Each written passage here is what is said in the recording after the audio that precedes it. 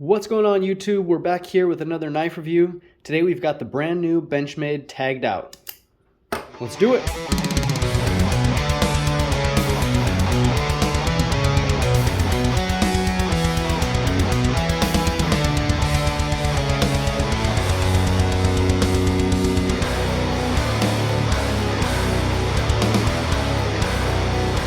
All right, welcome back to the channel. Thanks so much for tuning in. Here we've got the Benchmade Taggedout, as I mentioned before, a new ultra lightweight entry into the Hunt series, which is definitely interesting. Carries over a lot of the design elements from the Crooked River while translating more into a Bugout style platform. So it's a very interesting amalgamation between the two knives. We're going to talk about it a little bit later. So let's just jump right in here. I'm going to talk about the blade first, and the first thing I want to start with is the steel choice. So we have CPM 154.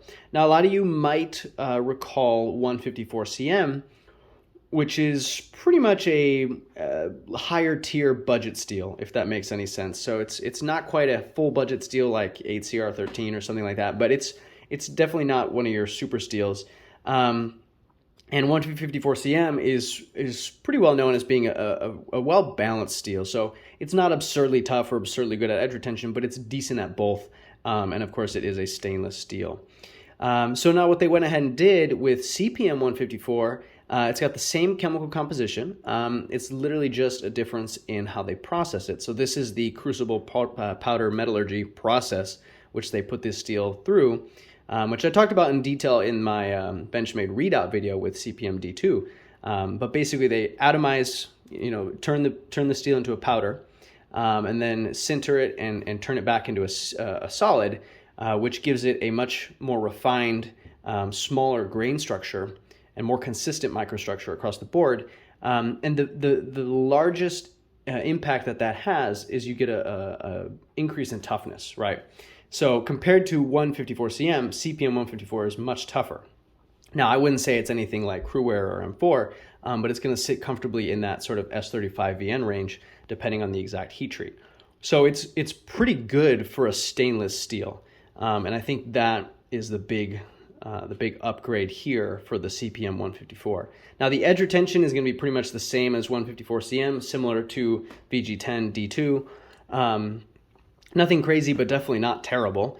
And the reason that didn't change is because that's more dependent on the carbide forming ability and the hardenability, which hasn't really changed a whole lot because that's more a factor of the chemical composition as well as the corrosion resistance. That won't be any different from 154 CM.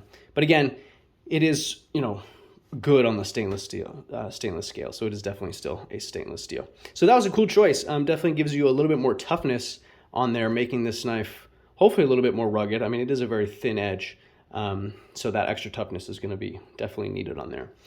Now, for the overall design of the blade, it's got this awesome clip point, which is very much a classic Hunt style, but they've kind of done it in this sort of modern way here. So we've got a nice swedge across the top here where you have that clip point cut out. And I think that looks really nice, gives it some dimension, kind of, doesn't make it so bland, which is really nice the way it reflects the light. In addition to that really nice stonewash, it's not what I would consider to be a really heavy stonewash, but it's substantial enough to give it a more rugged look. And when you're using it, it's going to do a good job hiding your streaks and your scratches better. So that's a smart choice for this particular knife. Now, the thumb cutout is done really well. I like the shape. It's kind of got that pill shape, or that bacillus shape if you're scientifically inclined. So you can open in a wide variety of fashions. You've got the middle finger flick, the slow thumb open, and then if I can do it, the fast thumb flick. There you go.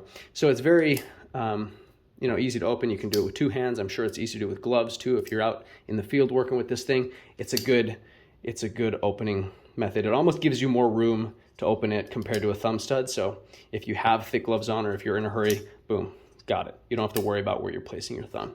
So that's really cool. Transitioning a little bit more into the handle, we've got some really nice jimping across the top. So the jimping here is almost identical. If you just showed me this part right here, I'd have a hard time distinguishing that between that and the Bugout. Very similar to the Bugout here, but they went ahead and continued the jimping onto the spine of the knife, which I really appreciate, which they don't do on the Bugout, which I'm going to show here in a minute. So you get more purchase. You can slide your thumb up more, which if you're skinning something or whatever you're doing that requires a little bit more attention to detail, you can get that extra precision there. So that's really cool. And then on the front of the handle, they went ahead and made this jimping on the handle continuous with the jimping on the blade. Now I think that was a purely aesthetic choice. It doesn't really do much functionally, but it looks cool. Now the jimping on the handle here, this is good. This is a good place to have jimping right here on the index finger, because it allows you to get good grip between your thumb and your pointer finger. So that's a good choice. Now to get more into the handle, so this is an extremely lightweight knife, right? So it's 3.5-inch blade. Let me see what the overall length. Yeah, so over 8 inches in length, and our weight is coming in at 2.1 ounces, okay, which is just ridiculous. Really, really lightweight, and I think that's largely because of this handle, right? So we've got our Grivery FRN material, which I know there's been some complaints about that, but this one actually is pretty sturdy. Now I'm pressing on this pretty hard, and it doesn't feel that plasticky or weak or anything by any means. And I think that's because of the overall thickness here, although it is still skeletonized for weight. The balance point, it's not bad. It's not really blade heavy. And I think that's because this blade is so thin.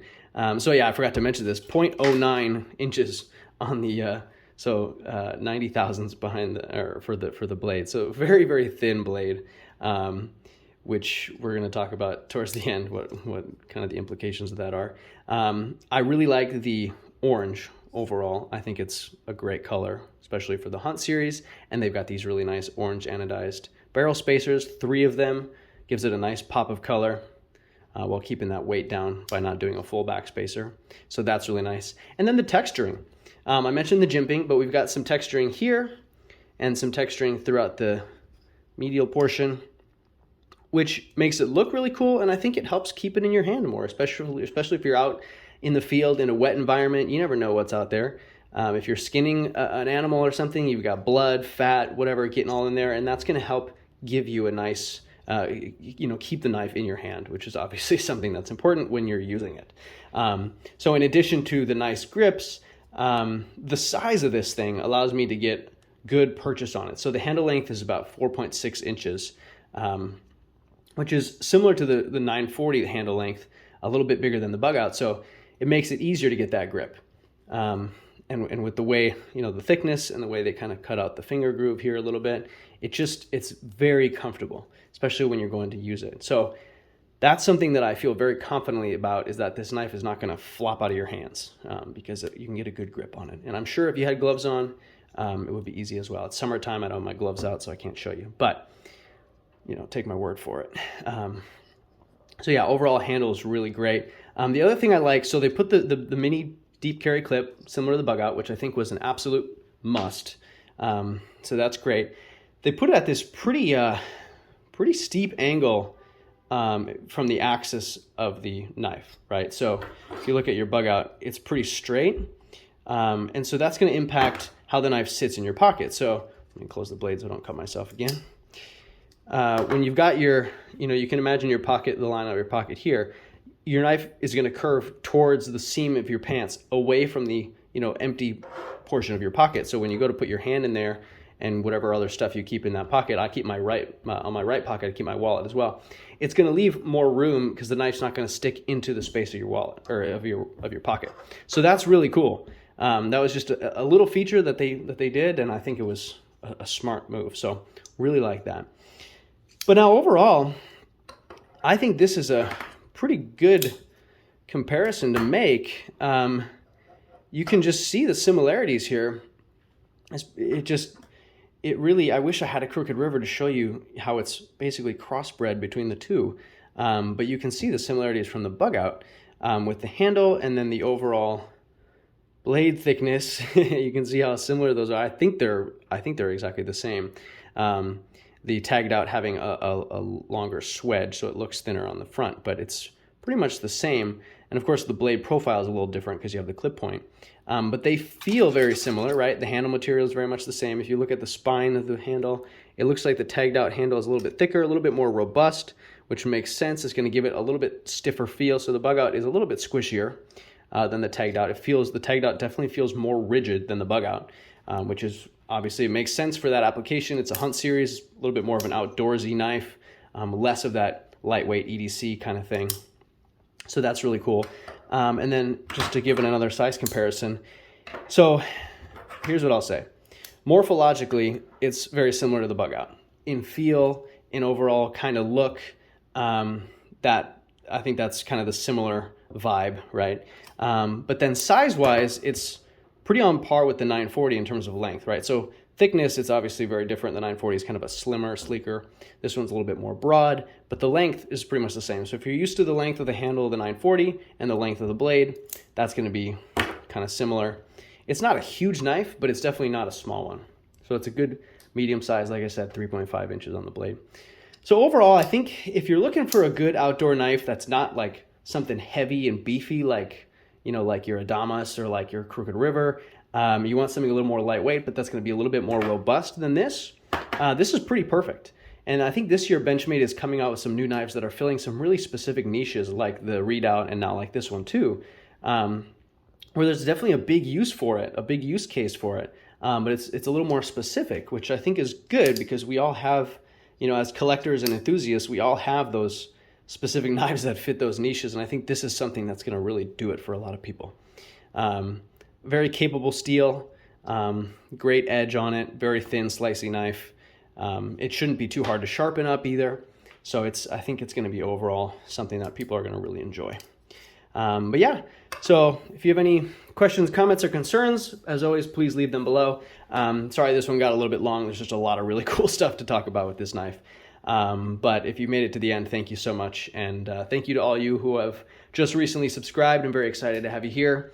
Hopefully you'll enjoy the content that I have coming in the next few weeks. So thanks for tuning in, and we'll see you on the next one.